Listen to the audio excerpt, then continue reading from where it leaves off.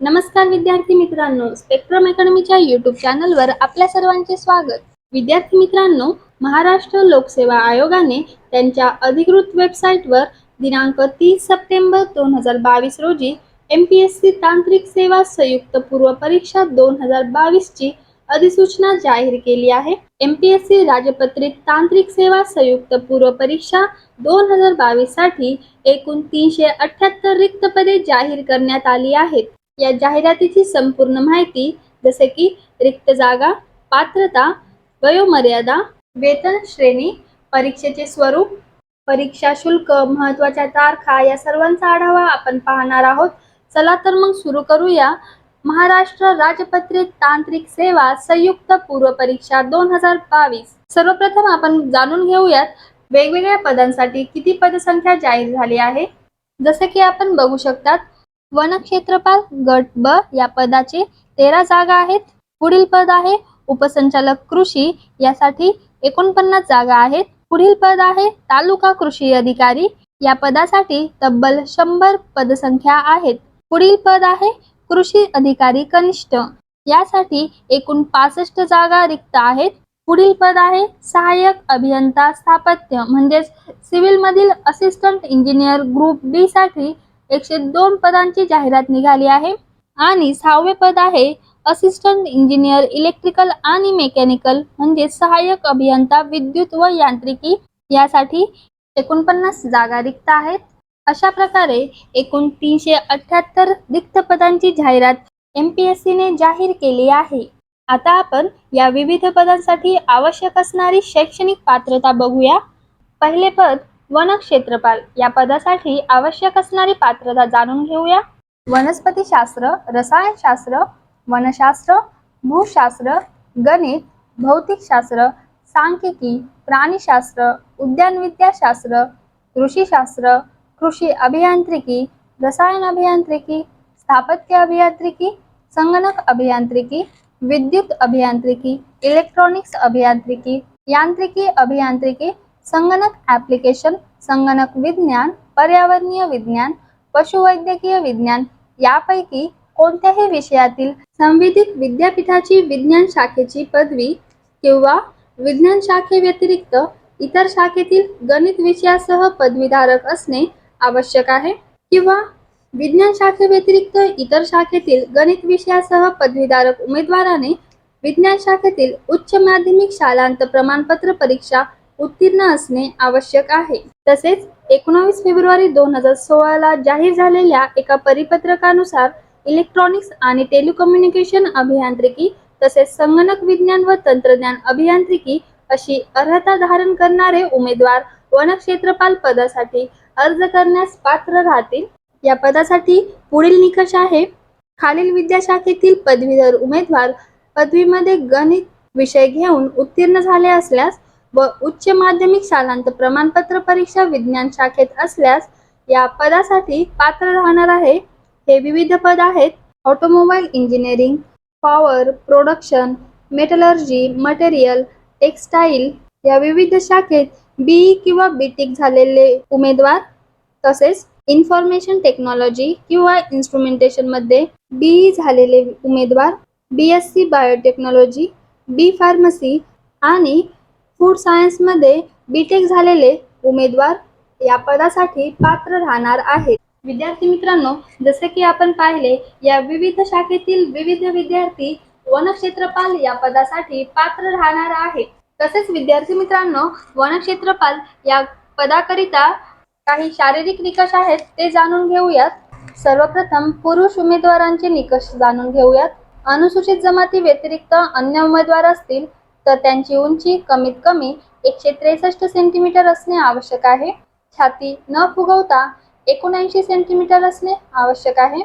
अनुसूचित जमाती प्रवर्गातील उमेदवारांना उंची 152.5 सेंटीमीटर असणे आवश्यक आहे. तसेच पुरुष उमेदवारांना 25 किलोमीटर अंतर 4 तासात चालून पूर्ण करण्याची शारीरिक क्षमता असणे आवश्यक आहे. आता महिला उमेदवारांकरिता असलेले निकष जाणून घेऊयात. अनुसूचित जमाती प्रवर्गातील महिला उमेदवारांची उंची कमीत कमी 145 सेंटीमीटर असावी आणि इतर महिला उमेदवारांची उंची 150 सेंटीमीटर असणे आवश्यक आहे. तसेच महिला उमेदवारांनी 16 किलोमीटर अंतर 4 तासात चालून पूर्ण करण्याची शारीरिक क्षमता ठेवणे आवश्यक आहे. विद्यार्थी मित्रांनो, आता महाराष्ट्र कृषी सेवा या पदासाठी आवश्यक असणारे पात्रता निकष जाणून घेऊयात. मान्यताप्राप्त संस्थेकडून कृषी किंवा कृषी अभियांत्रिकी अथवा उद्यानविद्या या विषयातील पदवी किंवा त्याच विद्याशाखेतील अन्य कोणतीही समतुल्य अर्हता असणे आवश्यक आहे. दुसरा निकष आहे, प्रस्तुत भरतीकरिता शासन निर्णयानुसार शैक्षणिक अर्हता BSc कृषी, BTech कृषी अभियांत्रिकी व तत्सम पदव्यांशी समतुल्य म्हणून मान्य केलेल्या खालील पदवी या पदासाठी पात्र ठरणार आहेत. यामध्ये BSc कृषी जैवतंत्रज्ञान, BSc कृषी व्यवसाय व्यवस्थापन, BSc गृहविज्ञान, BTech अन्नतंत्र, BFS, BSc उद्यानविद्या असे विविध पदवीधारक या परिपत्रकानुसार या महाराष्ट्र कृषी सेवा पदासाठी पात्र राहणार आहेत. पुढील पद आहे महाराष्ट्र अभियांत्रिकी सेवा स्थापत्य अभियांत्रिकी.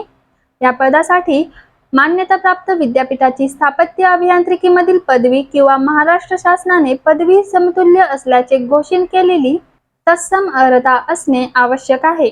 तसेच एका परिपत्रकानुसार पुढील पदवीधारक या पदासाठी पात्र राहणार आहेत.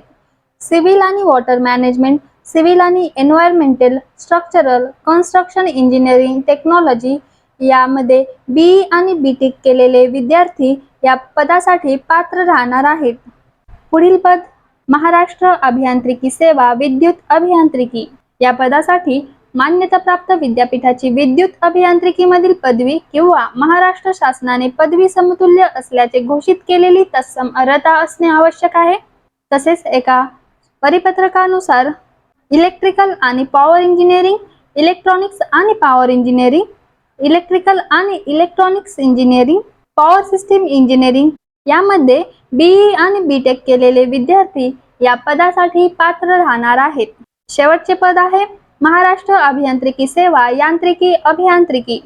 या पदासाठी मान्यताप्राप्त विद्यापीठाची यांत्रिकी अभियांत्रिकीमधील पदवी असणे आवश्यक आहे. अशा प्रकारे विद्यार्थी मित्रांनो, आपण या विविध पदांसाठी आवश्यक असणारी पात्रता जाणून घेतली आहोत. त्यामुळे तुम्ही कोणकोणत्या पदासाठी पात्र आहात हे तुम्हाला नक्कीच समजले असेल. आता जाणून घेऊया वयोमर्यादा. विद्यार्थी मित्रांनो, जसे की पद क्रमांक 1 आपले होते वनक्षेत्रपाल. या पदासाठी 21 ते 38 वर्षे वयोमर्यादा आहे.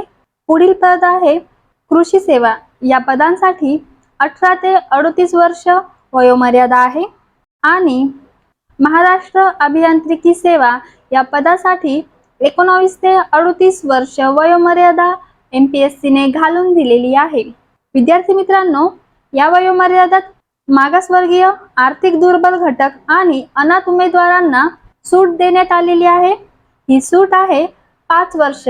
म्हणजेच या उमेदवारांना वयाच्या 43व्या वर्षीपर्यंत सूट देण्यात आली आहे. आता आपण निवड प्रक्रिया जाणून घेऊयात. ही परीक्षा 3 टप्प्यांमध्ये घेण्यात येईल. पूर्व परीक्षा ही 200 गुणांची असेल, मुख्य परीक्षा ही 400 गुणांसाठी असेल आणि 50 गुणांची एक मुलाखत असेल.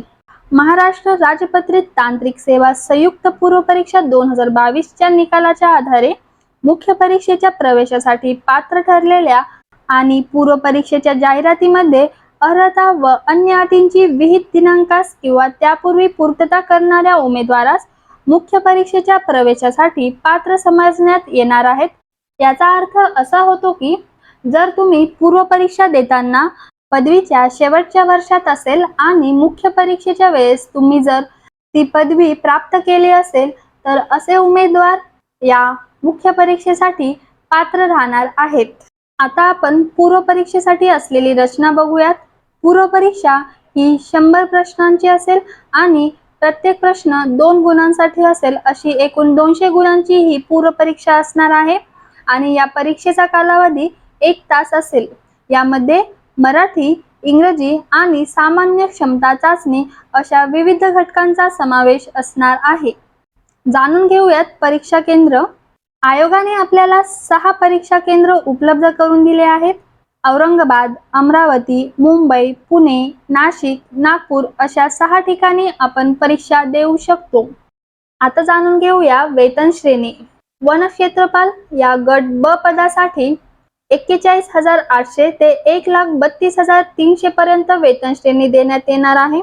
उपसंचालक कृषी व इतर या गट अ पदासाठी 56,100 ते 1,77,500 एवढी वेतन श्रेणी देण्यात येणार आहे.